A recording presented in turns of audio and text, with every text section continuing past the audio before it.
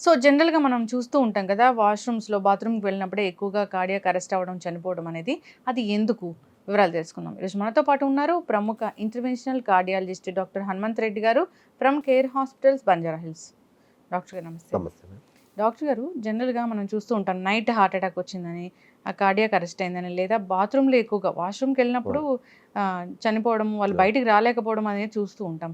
ఎందుకు డాక్టర్ గారు వాష్‌రూమ్‌లోనే ఎందుకు ఈ కార్డియాక్ అరెస్ట్ అనేది అవుతది? చనిపోవడం అనేది జరుగుతుంది? నార్మల్‌గా చాలామంది మనం అనుకుంటాం వీళ్ళకు యూజువల్‌గా హార్ట్ అటాక్స్ అవి ఉన్నాయో ఎర్లీ మార్నింగ్, నైట్ టైమ్‌లో ఎందుకు ఇది మనకు సింపాథెటిక్ సర్జ్ ఏదుంటే ఎర్లీ మార్నింగ్ కోల్డ్ టైమ్‌లో, కోల్డ్ వెదర్స్ అప్పుడు కొంచెం సింపాథెటిక్ సర్జ్ ఉంటది. ఆ హ్మ్. టైంలో కొంచెం మనకు హార్ట్‌కి సప్లై చేసే రక్తనాళాలు మూసుకుపోయేది కన్‌స్ట్రిక్షన్ అంటాం. అది జరిగే హ్మ్. ఛాన్స్ వాళ్ళ టైంలో హార్ట్ అటాక్ వస్తది. డిపెండ్స్ ఆన్ వెదర్ డివ్ కూడా ఉంటుంది. కొంతమంది కోల్డ్ వెదర్‌లో నార్మల్‌గా అది మన సివియర్ సింపాథెటిక్ సర్జ్ ఉన్నప్పుడు హ్మ్. కొంచెం that is known to occur. It is written in literatures also. చాలా మందికి హాస్పిటల్‌కొచ్చిన వాళ్ళకు హార్ట్ అటాక్ ఉన్నది. మనం వాళ్ళకి యాంజియోగ్రామ్ చేసాము. హార్ట్‌కి సప్లై చేసే 3 రక్తనాళాలు సివియర్ బ్లాకేజెస్ ఉన్నాయి. లెఫ్ట్ మెయిన్ అంటాం. అది కూడా సివియర్ బ్లాకేజెస్ ఉన్నప్పుడు ఇట్లాంటి వాళ్ళకి ఎమర్జెన్సీ మనం స్టెంటింగ్‌గా బైపాస్ చేస్తాం.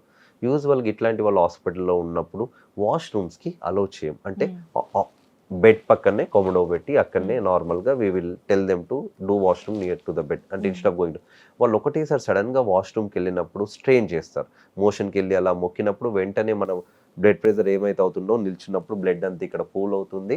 సడెన్‌గా ఇక్కడ హార్ట్‌కి అందనప్పుడు ఆ స్ట్రెయిన్ అయినప్పుడు it's like they are doing some exertion. Hmm. అలా చేసినప్పుడు బ్లడ్ సప్లై ఎప్పుడైతుందో సడెన్‌గా they will having the arrest. Hmm. కొంతమందిలో హార్ట్ ఫంక్షన్ చాలా వీక్‌గా ఉంటుంది. Severe LV dysfunction. నార్మల్‌గా హార్ట్ మనం ఇలా కొట్టుకోవాల్సిన వాళ్ళ దాంట్లో వెరీ వీక్‌గా కొట్టుకుంటది. ఏదైతే వాళ్ళు వాష్‌రూమ్‌కెళ్ళినప్పుడు సడెన్‌గా అక్కడ ప్రొలాంగ్‌గా సిట్టింగ్ చేస్తారో బీపీ, బ్లడ్ ప్రెషర్ ఏదైతే తగ్గిపోతుంది. అంతా హ్మ్. ఇక్కడ బ్లడ్‌లో కాల్లో అది పూల్ అయిపోయి సడెన్‌గా వాళ్ళు లేసేటప్పటికి తల తిరిగినట్టయి పడిపోతారు గిడ్డినెస్. యూజువల్‌గా నైట్ ఇది ఎర్లీ మార్నింగ్‌లో ఎవరు ఉండరు. నైట్ చీకటిగా ఉంటుంది. Nobody is saying they are in the washroom. చాలా కేసెస్‌లో జస్ట్ నెక్స్ట్ డే చూస్తే వాళ్ళు వాష్‌రూమ్‌లో పడి ఉంటారు. సమ్ హెడ్ ఇంజ్యూరీస్ అక్కడనే కొలాప్స్ అయ్యి ఉంటారు. So, always any elderly patients కొంతమందికి ఏవి సివియర్ హార్ట్ ఫంక్షన్ వీక్ ఉన్న వాళ్ళకు, కొంతమందికి హార్ట్ అటాక్ వచ్చి ఫస్ట్ 48-72 అవర్స్ వరకు గూడా అందుకే హాస్పిటల్‌లో ఐసీయూ పక్కనే అక్కడనే హ్మ్. ఇస్తాం. Instead of sending them to washroom. Okay. ఒక్కోసారి వాళ్ళు స్టేబుల్ అయిన తర్వాత they can do their normal routine వాష్‌రూమ్స్‌లోకి వెళ్ళొచ్చు. అంటే ఒకవేళ ఈ స్టెంట్ వేసుకున్న వాళ్ళకి, లేదా ఈ కోమార్బిడిటీస్ ఉన్న వాళ్ళకి, వాళ్ళకి కాన్‌స్టిపేషన్ ఇష్యూ ఉంటే కనుక, హ్మ్. సో, ఈ కార్డియాక్ అరెస్ట్ అయ్యే ఛాన్స్ ఉంటుందా? దానికి స్టెంట్ వేసుకున్న వాళ్ళకు, సర్జరీ అయినోళ్ళు కాన్‌స్టిపేషన్, కార్డియాక్ ఇష్యూస్ యూజువల్‌గా అలా ఉండదమ్మా. వాళ్ళు స్టేబుల్‌గా ఉన్నారంటే నార్మల్‌గా మనం కాన్‌స్టిపేషన్‌కి we will give some relieving hmm. Medications. Cremaffin syrup అని, ఫైబ్రోజెల్ పౌడర్ అని, ఫైబర్ డైట్ ఇంక్రీజ్ చేసుకోవడం అని. వీళ్ళ దాంట్లో ఏందంటే రెగ్యులర్‌గా వాళ్ళకి అదొక్కసారి బౌల్ స్టోమన్ మంచిగా ఉంది అనంటే దట్ ఈస్ గుడ్. ఎప్పుడైతే వాళ్ళకి కాన్‌స్టిపేషన్ ఉందో దే ఫీల్ సమ్ డిస్కంఫర్ట్. హ్మ్. సో, వాళ్ళకి దీని వల్ల ఉండని హార్ట్ అటాక్ అలా లేదు గానీ హ్మ్. బెటర్. యూజువల్‌గా కాన్‌స్టిపేషన్ ఎప్పుడు వర్రీ అవ్వదు. ఎవరికన్నా అబ్డామినల్ సర్జరీ చేశాము. హ్మ్.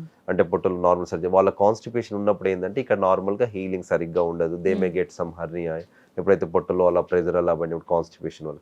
సో, వాళ్ళకి కాన్‌స్టిపేషన్ రిలీవింగ్ మెడికేషన్స్ ఇస్తాం. ఇది సడెన్ కార్డియాక్ అరెస్ట్ అనేది వాష్‌రూమ్‌కెళ్ళినప్పుడు జరగడం అనేది, సో, ఆల్రెడీ ఇష్యూ ఉన్న వాళ్ళలో చూస్తాం. మేజర్‌గా.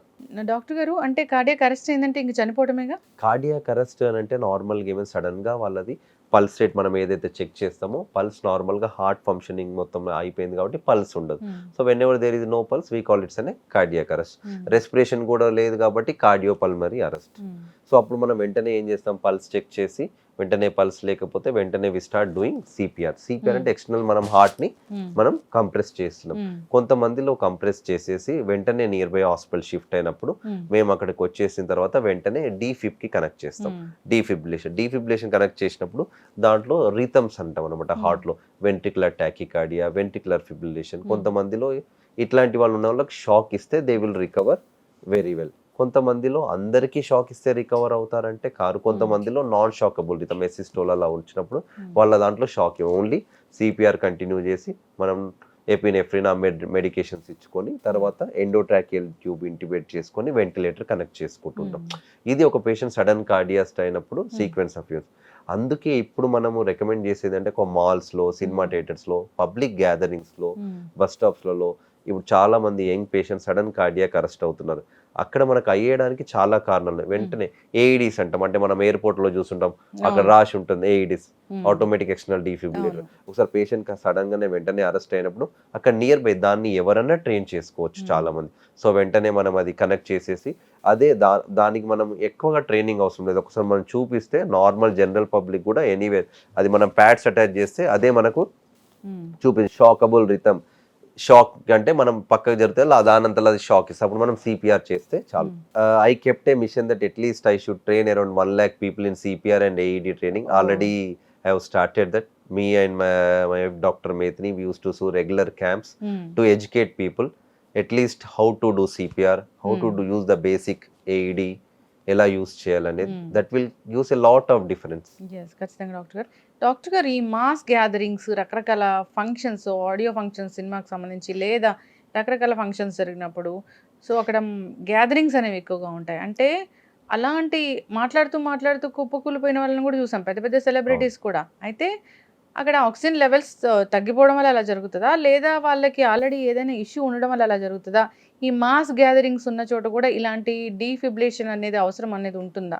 కంపల్సరీ నార్మల్గా కొన్ని కంట్రీస్లో అయితే ప్రతి అపార్ట్మెంట్కి బస్ స్టాప్ దగ్గర, నార్మల్గా రైల్వే స్టేషన్ దగ్గర, ఎయిర్పోర్ట్లో they will kept an AED.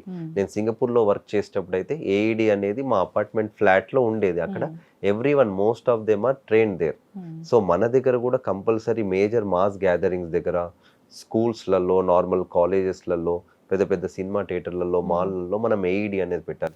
ఎవరైతే సడన్ కార్డియాక్ అరెస్ట్ అవుతారో అప్పుడు మనం వాళ్ళకి ఏఈడి ఇచ్చి రికవర్ చేసి హాస్పిటల్ తీసుకొని వస్తే వీళ్ళ దాంట్లో రికవరీ చాలా మంచిగా ఉంటుంది. ఓకే. ఒక్కసారి ఇది ఏఈడి పెట్టకుండా వాళ్ళు అలానే అయిపోయి హైపోక్సియా, మన బ్రెయిన్ కి ఎప్పుడైతే బ్లడ్ సప్లై అందారో వాళ్ళు కోమాలో పెర్సిస్టెంట్ గా అలానే ఉంటారు. వాళ్ళకి మనం వచ్చిన వాళ్ళ treatment is not that much good. ఎవరికైతే ఏఈడి చేసి రికవరీ అవుతారో వాళ్ళ రికవరీ చాలా మంచిగా ఉంటుంది.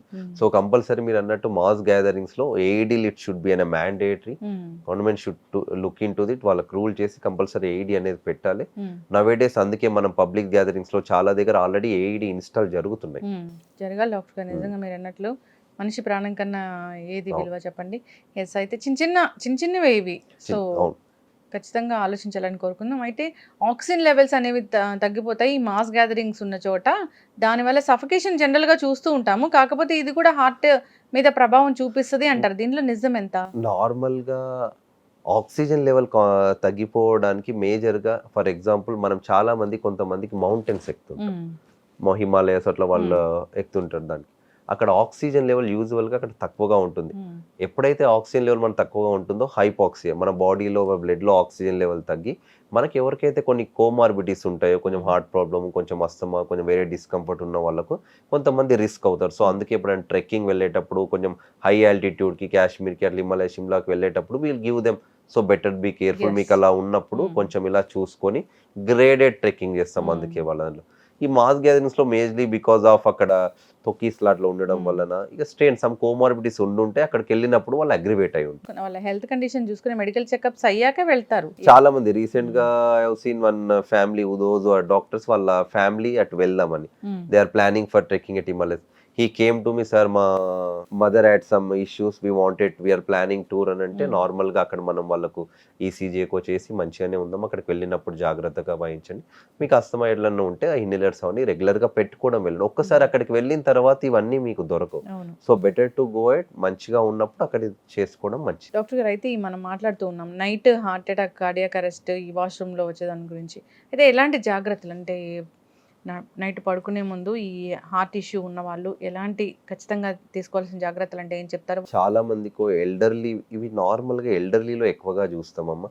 అంటే కొంతమందికి బీపీ మెడికేషన్స్ పెడతాం తొందరగా వెంటనే, హెవీ డోస్లో అలా పెట్టినప్పుడు కొంతమందికి వాళ్ళకి ఆ టైంలో ఏదన్నా లూజ్ మోషన్స్, ఫీవర్ వల్ల తినకపోవడము అయినా కానీ వాళ్ళ మెడిసిన్స్ వేసుకుంటారు. వాళ్ళు నిడ్చున్నప్పుడు సడన్ గా తల తిరుగుతుంది, గిడ్డినెస్ అంటాం. అలా బాత్రూంలో వాళ్ళు నైట్ టైం ఎక్కువగా కూర్చున్నప్పుడు గిడ్డినెస్, బీపీ పడిపోయి కూడా వాళ్ళు తల తిరిగి కూడా దాంట్లో పడిపోయే ఛాన్స్ ఉంది. ఇది ఒక టైప్ ఆఫ్ కారణం.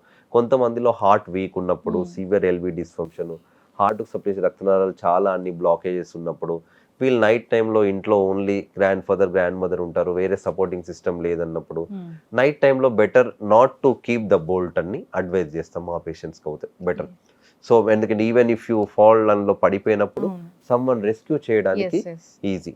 సో మీరు నార్మల్గా మెడికేషన్స్ ఏవైతే తీసుకుంటే రెగ్యులర్గా బీపీ మానిటర్ చేసుకోండి. ఈ పోస్టల్ గిడ్డినెస్ అంటే నిల్చున్నప్పుడు సడన్గా కళ్ళు తీరి పడిపోతుందంటే బీపీ వాళ్ళ దాంట్లో తక్కువగా ఉంటుంది. ఇట్లాంటి వాళ్ళు మంచిగా ఫ్లూయిడ్ ఇంటెక్ తీసుకోవాలి. మంచిగా ఫ్రూట్ జ్యూసెస్ తాగడం, కోకోనట్ వాటర్ వాళ్ళ కండిషన్ దాన్ని బట్టి అప్పుడు వాళ్ళకి పోస్టల్ డ్రాప్ అనేది జరగదు. సివియర్ హార్ట్ ప్రాబ్లం వేరే దాని వల్ల ఉన్నప్పుడు దాని తగ్గట్టు మెడికేషన్స్ వాడుతూ దాని రిస్క్ తగ్గించుకోవడం. ఖచ్చితంగా డాక్టర్ గారు చాలా చక్కగా చెప్పారు. సో నైట్ కూడా ఏదైనా నిద్రపోతున్నప్పుడు నిద్ర లేచినప్పుడు కాసేపు కూర్చొని అలా తర్వాత లేవాలి అంటారు. నార్మల్ గా ఎందుకనంటే చాలా మందికి ఎట్లయితే ఎల్డర్లీ వాళ్ళకి పోస్టల్ గిడ్డినెస్ ఉన్నప్పుడు మనం పడుకునేటప్పుడు మనది నిటారుగా ఉంటుంది కాళ్ళు. ఎప్పుడైతే మనం కూర్చుంటామో ప్రొలాంగ్ స్టాండింగ్ చేస్తామో బ్లడ్ అంతా ఇక్కడ పూల్ అయిపోయి ఉంటుంది. సో మీరు నార్మల్ గా సడన్ గా కూర్చొని ఇలా లేసేటప్పుడు కింద పడుతుంది. సో అప్పుడు ఫస్ట్ ఏం చేస్తాం, నార్మల్ కొంచెం కొద్దిసేపు ఇలా ఎక్సర్సైజ్, సో దట్ వన్స్ చూడని ఇక్కడ ఉన్న బ్లడ్ అంతా మీదికి రావడం. నార్మల్ సడన్ గా మీరు పడుకొని ఉన్నారు, సడన్ గా లేచి పడిపోతే కింద పడుతుంది. సో ఫస్ట్ ఏం చేస్తామంటే బెడ్ నుంచి నార్మల్ గా కూర్చొని బెడ్ పైనే కూర్చొని కొంచెం ఇలా 1-2 minutes జస్ట్ లెగ్స్ ని ఇలా ఆడించుకొని అప్పుడు లేస్తే నార్మల్ పోస్టల్ గిడ్డినెస్ ని తగ్గుతుంది. దీనికి పోస్టల్ స్ట్రెంథనింగ్ ఎక్సర్సైజెస్ ఇవన్నీ సపరేట్ గా ఉంటాయి, అవి కూడా ట్రైన్ చేసుకోవాలి. ఖచ్చితంగా డాక్టర్ గారు మీరు అన్నట్లే అంటే పెద్దవాళ్ళు చెప్తూ ఉంటారు వెంటనే లేవద్దు, పడుకొని కాసేపు కూర్చుని తర్వాత రిలాక్స్ గా, అంటే వాళ్ళకి అది తెలియకపోవచ్చు కానీ జనరల్ గా వాళ్ళు చెప్పింది చాలా ఫిజియలాజికల్ గా దాని మెకానిజం ఇది, వాళ్ళు ఏది చేస్తున్నారో ఫిజియాలజీ దాని బిహైండ్ ఇది. అందుకే కంపల్సరీ కొంచెం 1 minute కూర్చొని రిలాక్స్ అయ్యి దెన్ దే కెన్. చక్కటి ఇన్ఫర్మేషన్ అండి.